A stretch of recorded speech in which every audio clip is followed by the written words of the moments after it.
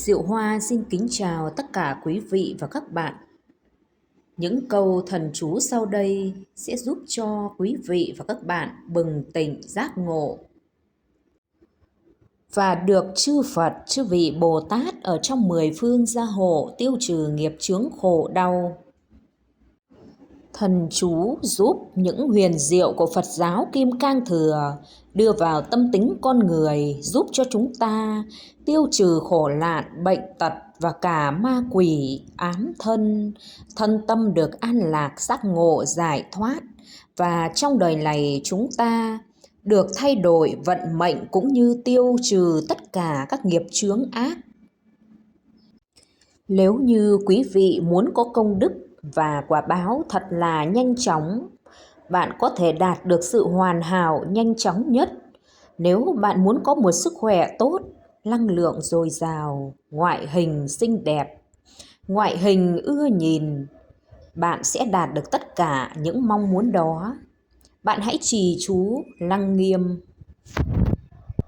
Nếu một cặp vợ chồng lấy nhau đã lâu, lại hiếm muộn, chưa sinh được con trai hay con gái, nếu như muốn có thai, chỉ cần nhất tâm niệm chú Lăng Nghiêm hoặc viết và đeo vào đem bên thân mình, sẽ sinh được những người con trai và con gái công đức, vô cùng thông minh và trí tuệ, được mọi người yêu mến.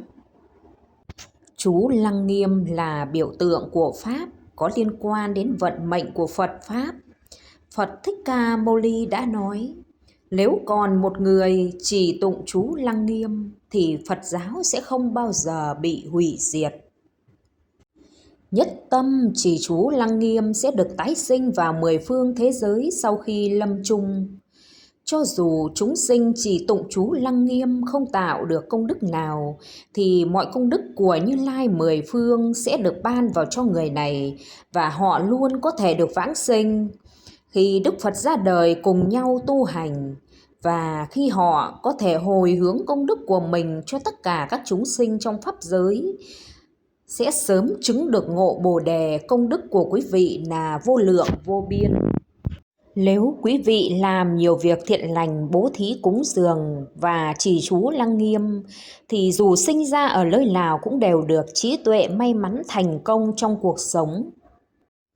Những quý hành giả chỉ tụng chú Lăng Nghiêm sẽ được giàu có và cao quý ở trong đời tương lai. Còn trong cuộc đời này, quý vị sẽ thay đổi được vận mệnh xấu. Lý do là vì những ai chỉ tụng chú Lăng Nghiêm thì được 10 phương Như Lai sẽ hồi báo công đức cho họ. Tiếp theo đó là thần chú mẫu chuẩn đề bằng tiếng Phạn. Lama Saptha Lam Samya Sambuddha Cô Thi Lam Tayatha Om Chale Chule Chundi Soha. Thần chú mẫu chuẩn đề.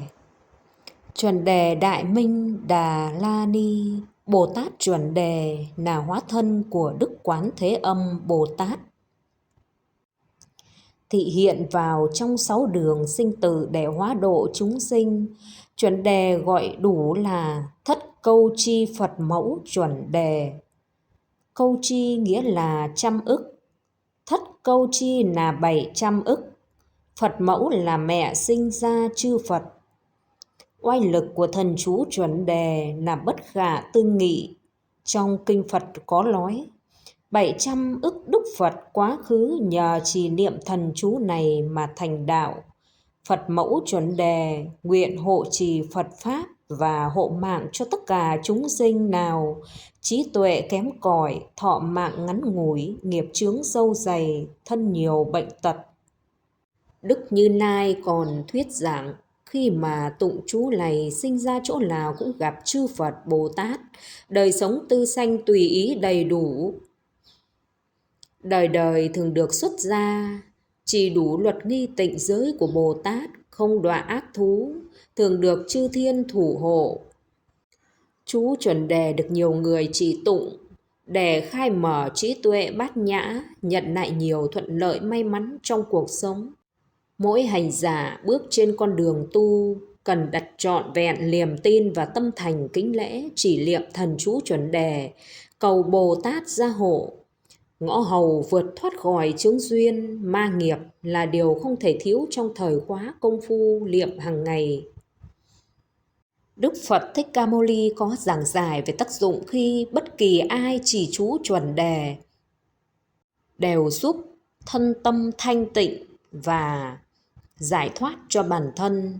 Nếu như có tỳ khưu ly, ưu bà tắc, ưu bà di nào thọ chỉ đọc tụng thần chú này mãn 80 vạn biến, thì những tội ngũ nghịch vô gián đã tạo từ vô lượng kiếp đến nay hết thảy đều được tiêu diệt. Sanh ra chỗ nào cũng gặp chư Phật, chư Bồ Tát. Đời sống tư sanh tùy ý, đầy đủ, đời đời thường được xuất gia. Chỉ đủ luật nghi tịnh giới của Bồ Tát, thường sanh nhân thiên, không đọa ác thú, thường được chư thiên thủ hộ.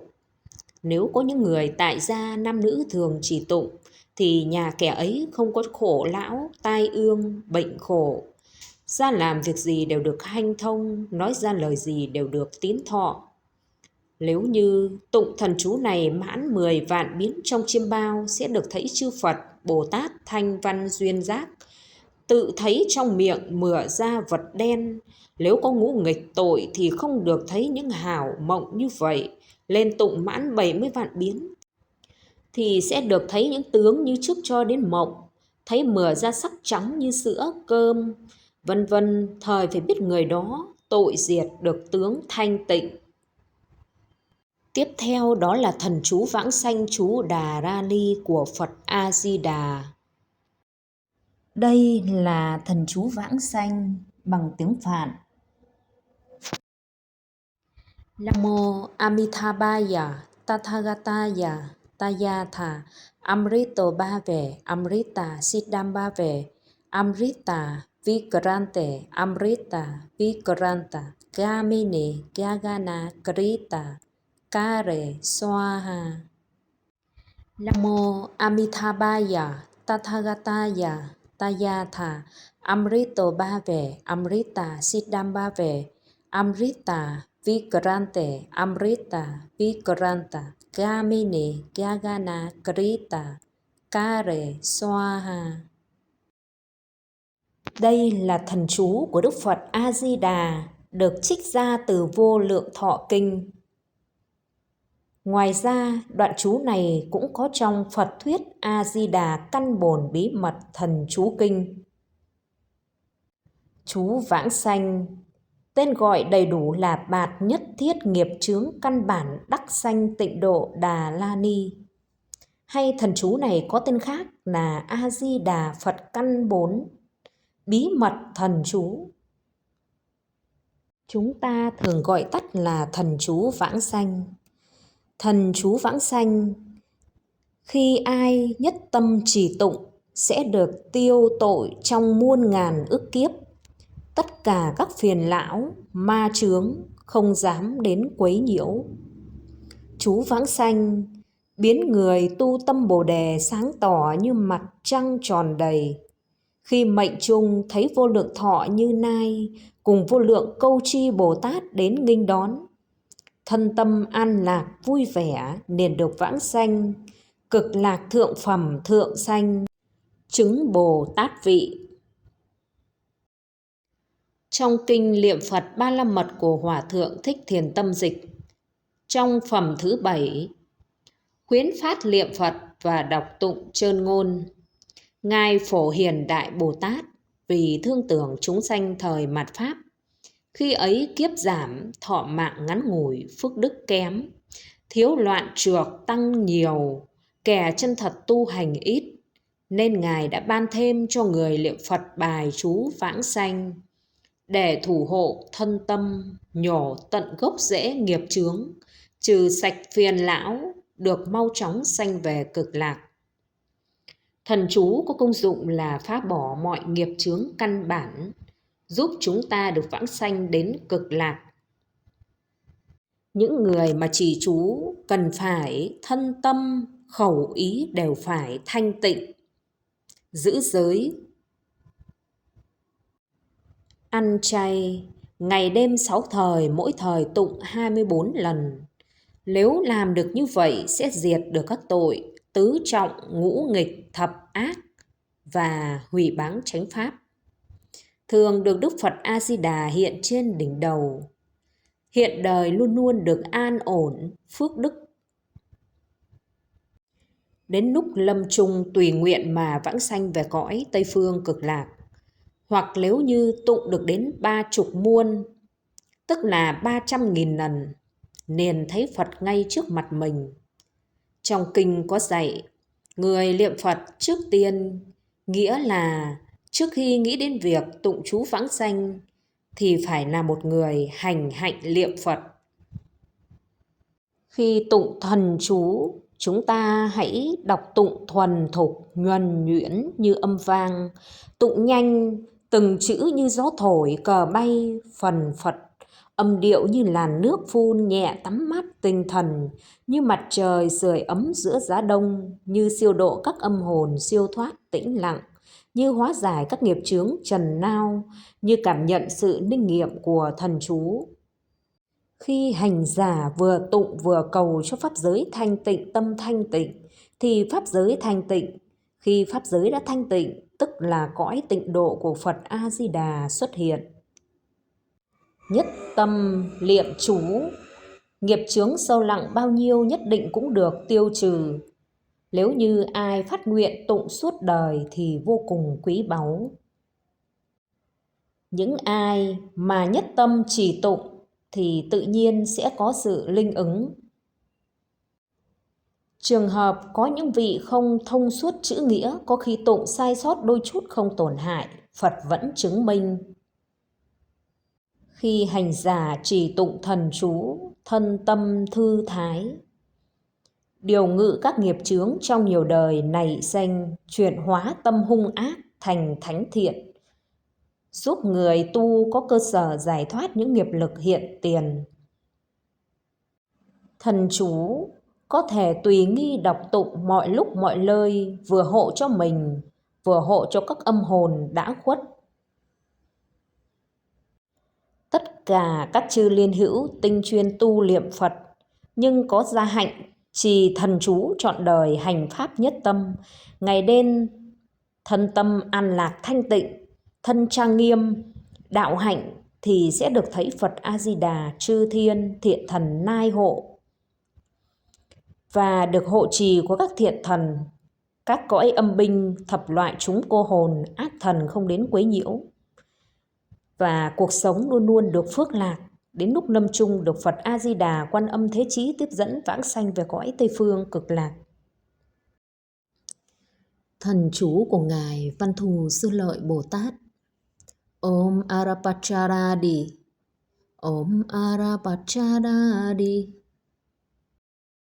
Những ai mà nhất tâm chỉ tụng hồng danh của Đức Văn Thù Sư Lợi sẽ nhanh chóng đạt được những phẩm tánh giác ngộ. Nhờ đó giải thoát dựa vào hai sự tích lũy. Thứ nhất là sự tích lũy công đức với những quan niệm, và thứ hai là sự tích lũy trí tuệ vượt ra ngoài những quan niệm. Khi chỉ tụng thần chú Văn Thù Sư Lợi Bồ Tát sẽ khai mở trí tuệ, xóa tan vô minh phiền não, giúp tất cả Phật tử tinh tấn trong tu học và có trí tuệ để tìm con đường giải thoát theo lời Phật dạy. Khi nhất tâm chỉ tụng thần chú Văn Thù Sư Lợi Bồ Tát thì là vô cùng thù thắng. Câu thần chú giúp chúng sinh mạnh mẽ, tăng sự hiểu biết. Thần chú cũng giúp chúng ta thoát khỏi vô minh của tham, sân, si, khai mở trí tuệ sáng suốt nhất, tăng trưởng phước đức. Thần chú Văn Thù Sư Lợi Bồ Tát là thần chú quan trọng trong giới đạo Phật Đại Thừa. Thần chú là ca ngợi sự khôn ngoan siêu việt và sự toàn vẹn của trí tuệ. Trong hàng Bồ Tát, Đức Văn Thù Sư Lợi Bồ Tát được xưng là trí tuệ đệ nhất. Trong Mật giáo thì thường gọi Ngài là Cát Tường Kim Cương hay Bát Nhã Kim Cương. Bồ Tát Văn Thù Sư Lợi là một vị Bồ Tát tượng trưng cho trí tuệ siêu việt nhất.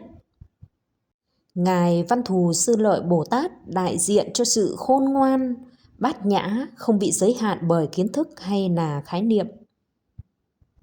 Bồ Tát Văn Thù Sư Lợi tay cầm kiếm, đây là tượng trưng cho trí tuệ sắc bén.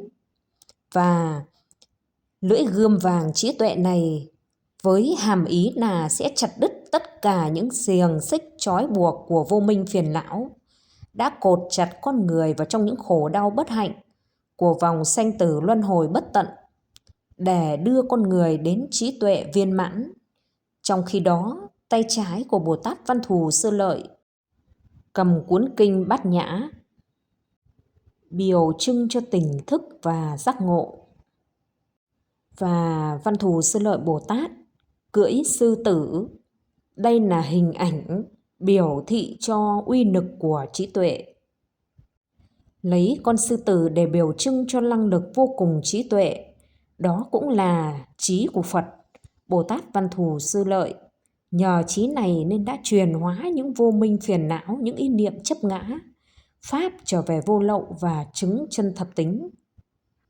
Khi chúng ta nhất tâm niệm thần chú Văn Thù Sư Lợi Bồ Tát sẽ giúp chúng ta hiểu rõ và hiểu biết về ảo tưởng của chúng ta, để nâng cao kỹ năng học tập, tranh luận, viết lách, trí nhớ và trí tuệ.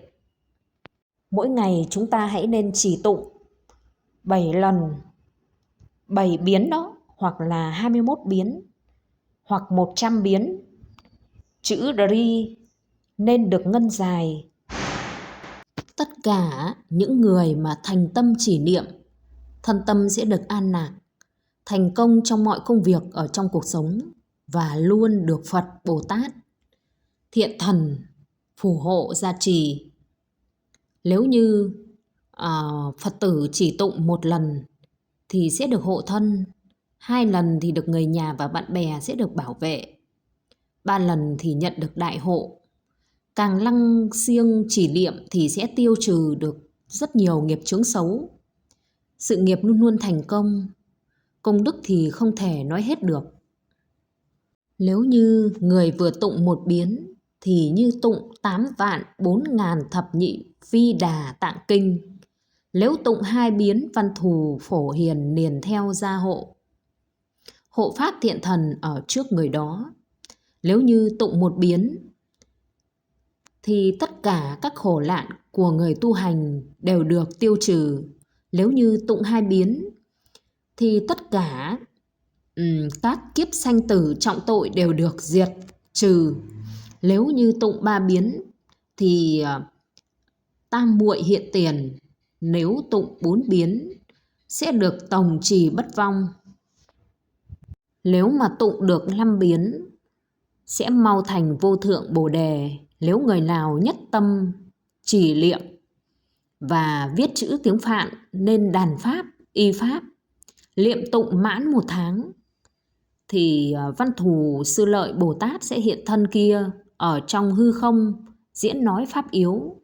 Khi đó người tu hành sẽ được túc mạng trí, thần túc tự tại, biện tài vô ngại, thắng nguyện thành tựu, phước trí đầy đủ, mau chứng Như Lai pháp thân. Tiếp theo đó là chú Đại Bi. Chú Đại Bi là thần chú cứu khổ của tất cả hết thảy chúng sinh khi gặp nạn. Thần chú Đại Bi rộng khắp vô biên, không có gì có thể ngăn nổi. Chú Đại Bi sẽ ninh ứng, giúp cứu khổ, cứu nạn. Những ai nhất tâm tụng chú Đại Bi với tâm thanh tịnh sẽ sinh ra phước báu, công đức vô lượng và luôn luôn được các chư thiên, chư thần hộ trì. Nếu như khi trì chú Đại Bi, người trì chú phải có tâm từ bi chân thật thì mới có công đức và được hộ trì. Khi trì chú Đại Bi, quý vị cần phải có tâm từ bi chân thật.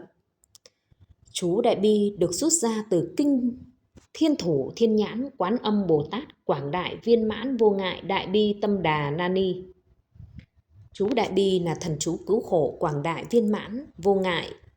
Đại Bi được vô lượng phước đức và khi chết sẽ được sanh về cõi Tây Phương Cực Lạc. Những ai mà nhất tâm chỉ tụng, lợi ích tụng chú là vô lượng, đại bi, vô lượng vô biên. Điều lưu ý khi tụng cần quán tưởng và khởi lòng từ bi thương xót đối với tất cả chúng sinh. Tụng chú Đại Bi sẽ giúp thân tâm chúng ta được thanh tịnh, tiêu trừ nghiệp chướng, được Phật, Bồ Tát, hộ Pháp, chư thiên, thiện thần bảo hộ. Chỉ tụng thần chú Đại Bi với tất cả tâm thành chắc chắn sẽ đạt được tất cả những điều mong cầu, thành toàn nguyện ước như Bồ Tát Quán Thế Âm đã khả hứa. Bởi vì oai lực của chỉ tụng chú Đại Bi là vô lượng vô biên, không có gì ngăn ngại nổi. Mọi mong cầu hạnh phúc bình an của con người đều được thành toàn khi chỉ tụng chú Đại Bi. Chỉ chú Đại Bi có công năng cứu khổ cứu nạn khi gặp lâm nguy, nguy hiểm, hiểm đau, đau thương, tuyệt vọng, cùng khổ bế tắc không lối thoát. Khi chúng ta thành tâm nhất tâm chỉ tụng chú Đại Bi, sẽ được các chư Phật, chư vị Bồ Tát khắp mười phương độ trì, vượt qua khỏi cảnh khổ đến nơi an lạc. Và lúc chúng ta trì chú, chúng ta cần phải có một lòng tin sâu sắc hạnh nguyện của Đức Bồ Tát Quán Thế Âm. Tiếp theo đó là thần chú Chambala. Đây là thần chú tài bảo để cứu khổ chúng sinh hữu tình. 5 ngài Chambala tài bảo bao gồm bạch thần tài, hoàng thần tài, hắc thần tài, hồng thần tài và lục thần tài. Theo Phật giáo Mật tông Tây Tạng, Đức Chambala là một hóa thân của Quán Thế Âm Bồ Tát, với lòng từ bi thị hiện dưới dạng vị Phật đem tới sự thịnh vượng.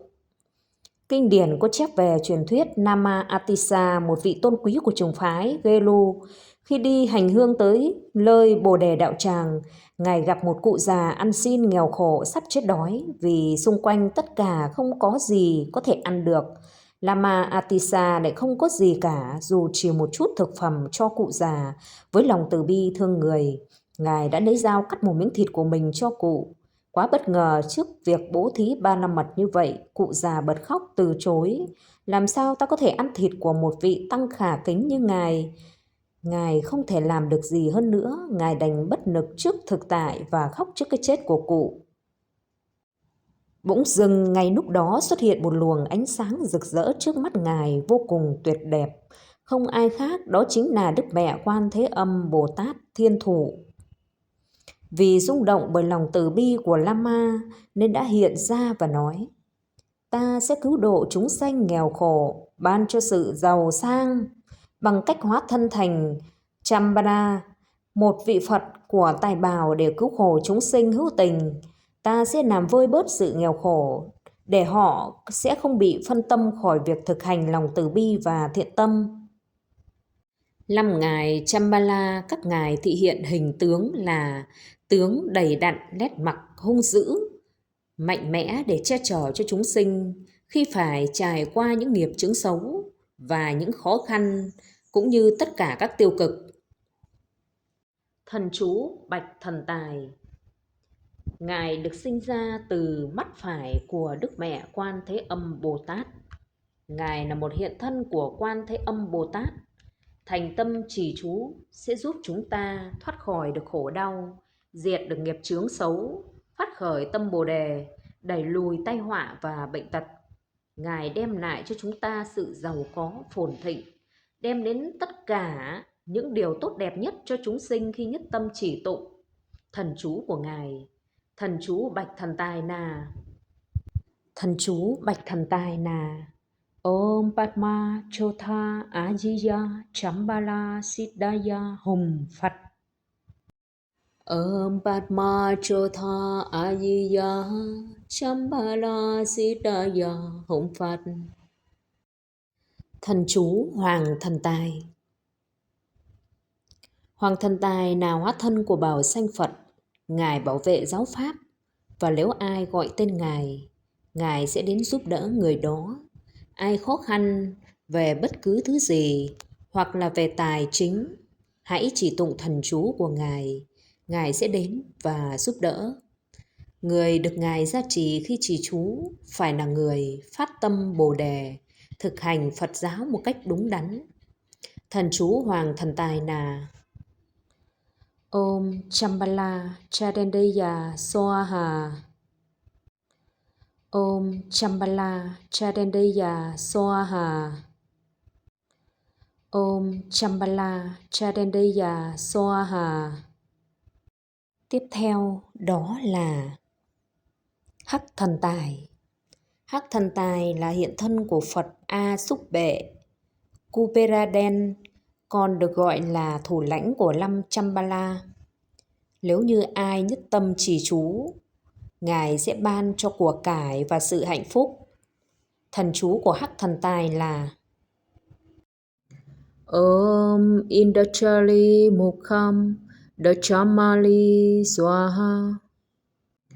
Om Indachali Mukham Dachamali Swaha. Om Indachali Mukham Dachamali Swaha.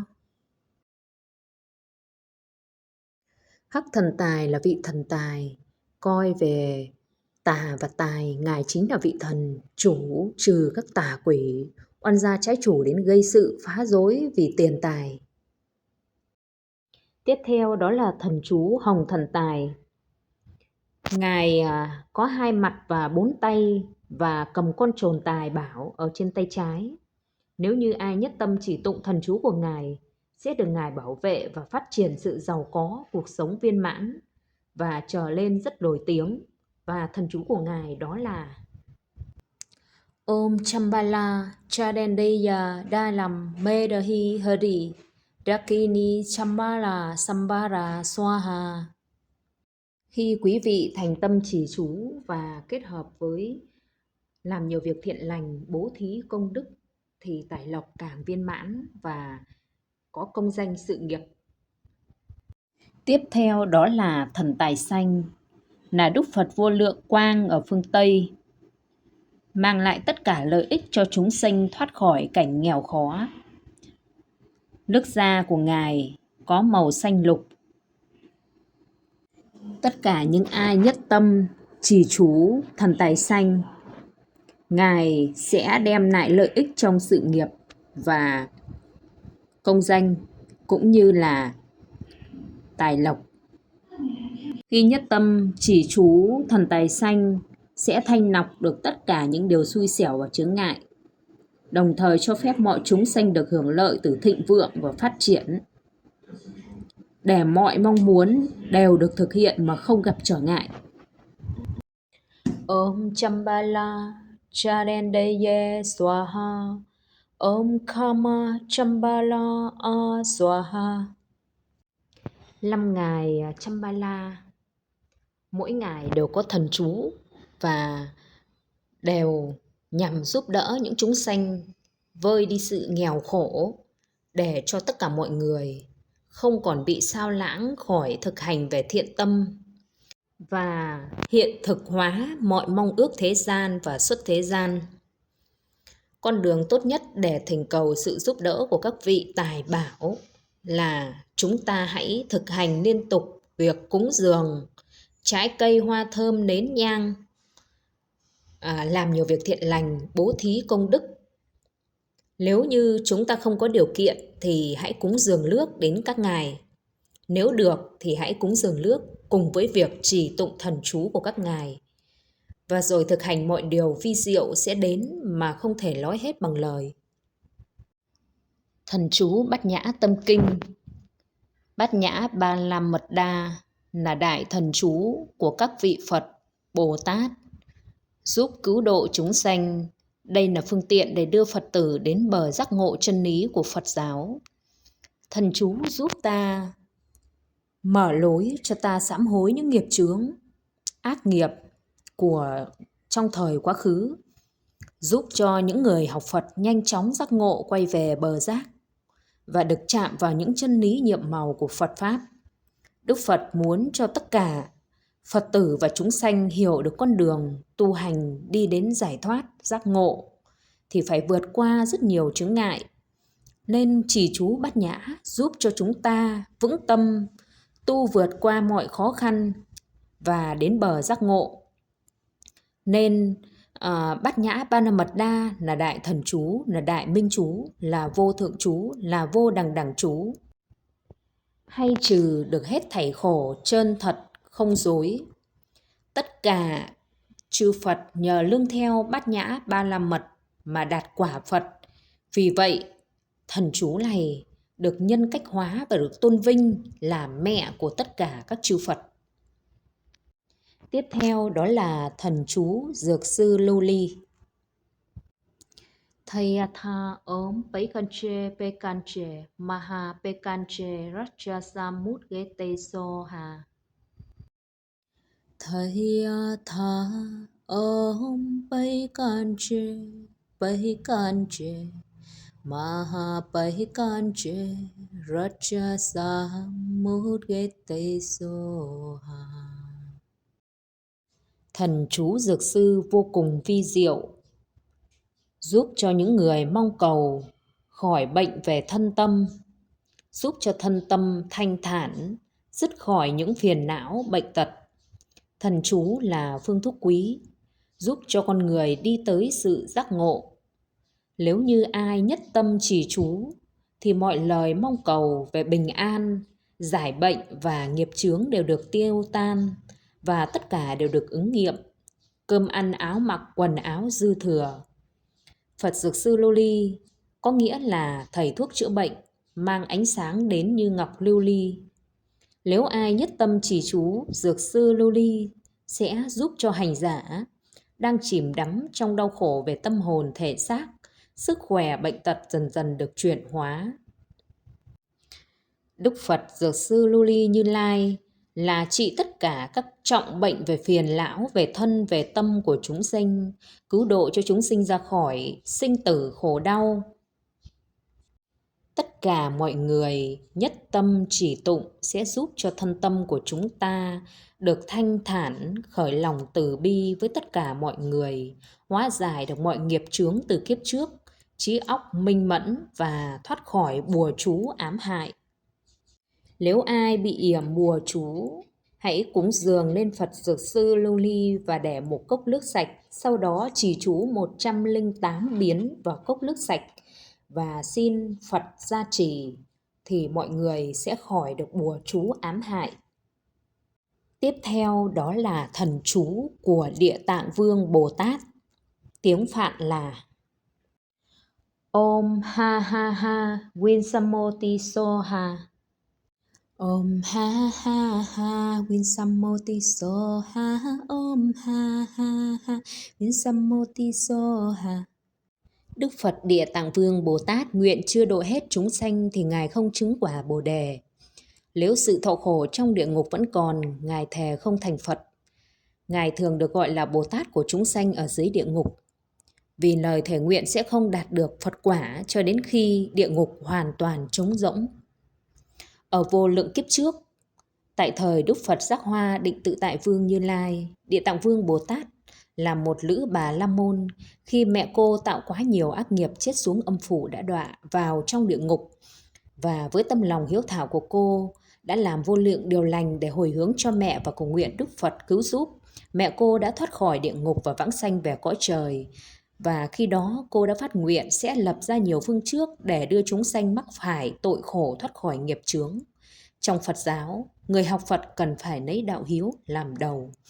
Nếu như ai nhất tâm trì chú của Phật Địa Tạng Vương Bồ Tát đều được tiêu trừ nghiệp chướng, hóa giải mọi khó khăn.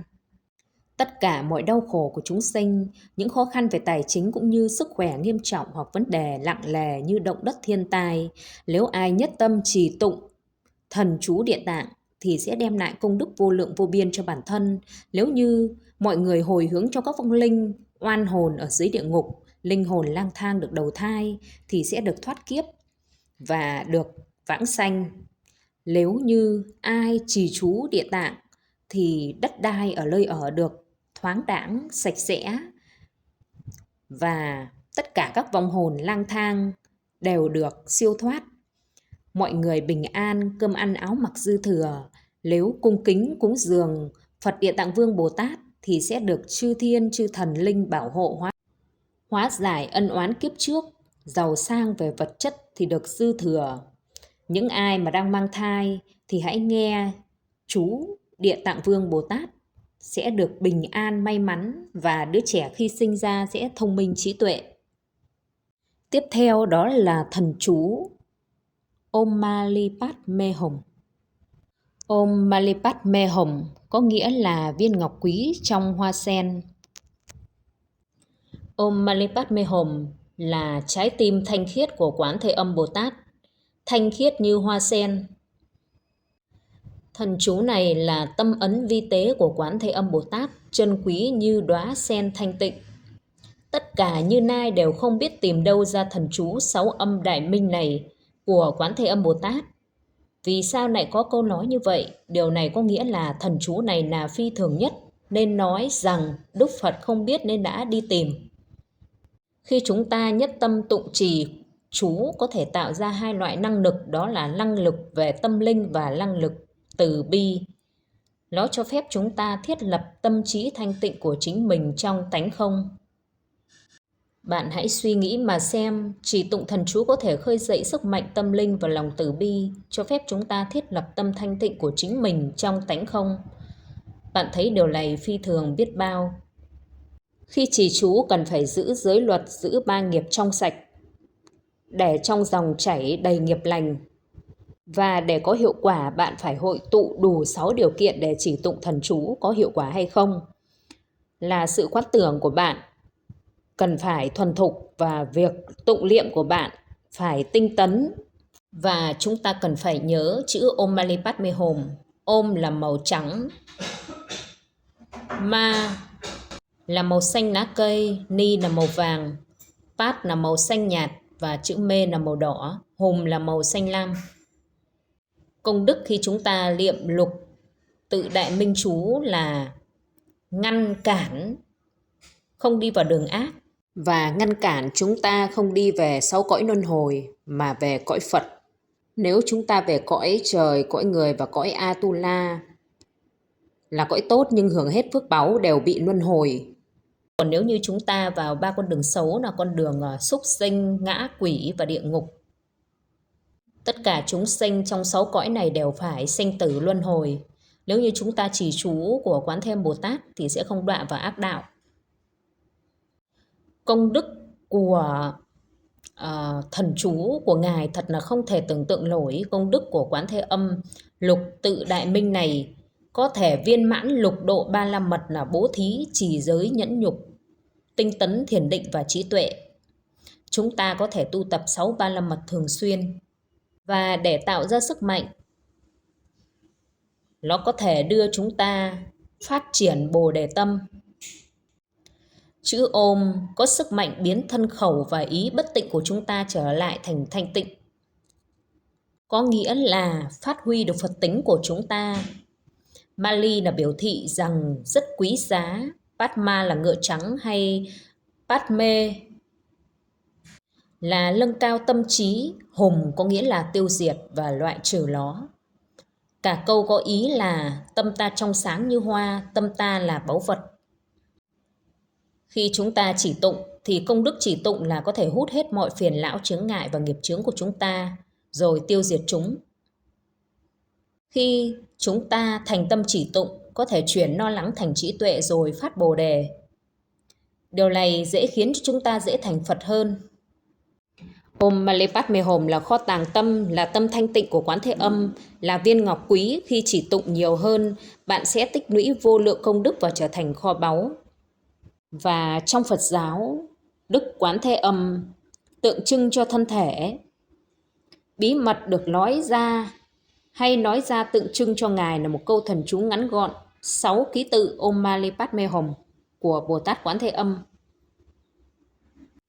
Ký tự chữ Om là màu trắng, phía trước giữa thân Bồ Tát có một luồng ánh sáng trắng từ chữ Om phóng ra đến chúng sanh trên cõi trời để cứu độ mọi loại đau khổ của chúng sinh trên cõi trời. Chẳng hạn như những đau khổ của 5 kiếp suy tàn của trời và người. Tất cả đều được ánh sáng của chữ Om soi sáng và lần lượt được thanh lọc siêu việt. Chữ Ma là màu xanh, phát ra ánh sáng màu xanh lục. Đó là đi về đường Atula. Có một cây ăn quả dễ mọc ở đường Atula. quả trên cây trưởng thành ở trên đường thiên đạo. Vì vậy chúng sinh luôn luôn tiếp xúc với thiên đạo, tranh đấu, đấu tranh. Vì vậy để loại bỏ chúng sinh trong con đường Atula ghen tuông là phát ra ánh sáng xanh để thanh lọc lỗi ghen tuông của họ. Chữ Ni chính là màu vàng, chiếu sáng mọi chúng sinh trong cõi người, tiêu trừ lỗi khổ sinh lão bệnh tử. Chữ Pát là màu xanh tím đậm, có thể tiêu trừ mọi phiền não như dục vọng vô minh, lười biếng và phiền phức trong ba cõi súc sinh. Chữ Mê có nghĩa là màu đỏ, được phóng ra đến tất cả các chúng sinh trong cõi ngã quỷ, thanh lọc chúng khỏi đói khát và đau khổ khác. Chữ Hùng là hang động màu xanh, có tác dụng soi sáng 8 chúng sanh nóng và lạnh ở bên kia của cõi địa ngục, giúp chúng thoát khỏi khổ đau nóng lạnh, giúp họ thoát khỏi đau khổ vì nóng lạnh. Khi khổ đau của chúng sanh trong 6 con đường này được đoạn trừ thì sẽ được cứu độ về tịnh độ cực lạc của Đức Phật A Di Đà. Quán Thế Âm Bồ Tát là tập thể của tất cả chư Phật Bồ Tát và chư Thiên. Đó là một ví dụ về lòng bi mẫn Bồ Đề tâm của người tại gia. Quán Thế Âm Bồ Tát sử dụng nhiều hình ảnh linh thiêng khác nhau để cứu độ cho chúng sinh. Ví dụ như là có Quán Thế Âm Bồ Tát nghìn mắt nghìn tay, Quán Thế Âm Bồ Tát 4 tay. Khi chúng ta quán tưởng Quán Thế Âm Bồ Tát thiên thủ thiên nhãn, trước tiên chúng ta phải quán tưởng một đĩa trắng ở trong tim của Bồ Tát. Sau đó hãy quán tưởng Bồ Tát Quán Thế Âm với một mặt và 2 tay trên đĩa mặt trăng, với chữ Hùm chiếu sáng trên mặt, và sau đó 6 chữ Om Mani Padme Hum bao quanh Ngài. Chúng ta tiếp tục quán tưởng thần chú phóng ánh sáng, giải thoát mọi phiền não đau khổ của từng người một. Tất cả chúng sinh trong 6 cõi như mẹ của chúng ta đều thoát khỏi đau khổ và được hạnh phúc. Khi Quán Thế Âm Bồ Tát chiếu sáng ánh sáng vào 6 cõi chúng sinh, dưới sự chiếu sáng của một ánh sáng rực rỡ này, một hình tượng nhỏ của Quán Thế Âm Bồ Tát sẽ xuất hiện trên đầu của mỗi người rồi hòa vào thân thể của họ. Họ sẽ nhận được ân phước gia trì của Quán Thế Âm Bồ Tát và các chướng ngại lần lượt sẽ được tiêu trừ, và sự biểu hiện về trí tuệ hiện tại của họ sẽ được chuyển hóa thành hình dáng trang nghiêm và thoải mái của Bồ Tát Quán Thế Âm. Đây là phước lành của Bồ Tát. Bạn không chỉ nên quán tưởng rằng bạn có thể đạt được giải thoát và giác ngộ, mà bạn nên quán tưởng rằng tất cả chúng sinh giống như bạn đều có thể đạt được Phật quả sau khi thực hành. Và đến lần tiếp theo, bạn phải quán tưởng 6 chữ Om Mani Padme Hum luân xa tim mặt trăng chiếu sáng trong tim bạn. Bạn hãy quán tưởng có một hạt giống màu trắng chữ Hari ở trung tâm luân xa mặt trăng trong tim. Chữ Hari này phát ra ánh sáng lớn. Sau đó tiếp theo hãy hình dung cái chữ Om màu trắng quay sang phải. Chữ Om chính là hạt giống để bạn tái sinh vào cõi giới tốt lành cao hơn, cảnh giới cao nhất trong 6 cõi, ám chỉ là cõi trời. Thiên đạo tuy là thiên đạo lớn trong 3 thiện đạo nhưng vẫn chưa phải là tối thượng. Tất cả chúng sinh tái sinh vào đó đều bị luân hồi. Vì vậy chúng ta niệm chữ Om để diệt trừ hạt giống tái sinh ở cõi trời. Tiếp theo là chữ Ma. Chữ Ma là hình tượng ngựa xanh, chúng ta biểu tượng con ngựa thiền định để tiêu diệt những hạt giống tái sinh trên con đường Atula. Phải biết rằng con đường Atula dù hạnh phúc hơn loài người nhưng vẫn cái điểm cuối cùng là vẫn bị tái sinh, sinh tử luân hồi. Nên sau khi thực hành Om Ma sẽ thoát khỏi nỗi đau luân hồi. Chữ Ni tức là màu vàng, là cái màu của loài người, luôn luôn chịu vào sinh tử, sinh lão bệnh tử. Chúng ta hãy quán niệm chữ Ni để tiêu diệt hạt giống tái sinh ở cõi người và không bị sanh tử luân hồi trói buộc.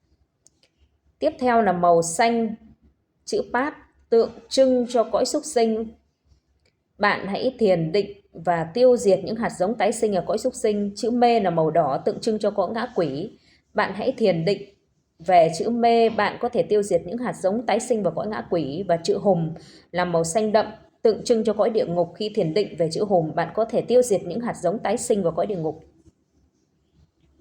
Khi chúng sinh trong 6 cõi đều phải chịu đựng những đau khổ khác nhau, khi chúng ta tu tập sẽ không còn tái sinh vào 6 cõi và sẽ sinh về cõi tịnh độ của Đức Phật A Di Đà.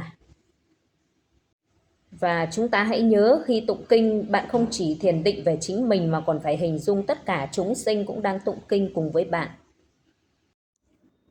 Diệu Hoa xin cảm ơn tất cả quý vị và các bạn đã xem hết video. Xin kính chúc tất cả quý vị và các bạn luôn luôn an nhiên, vui vẻ và thành công trong tất cả các lĩnh vực ở trong cuộc sống.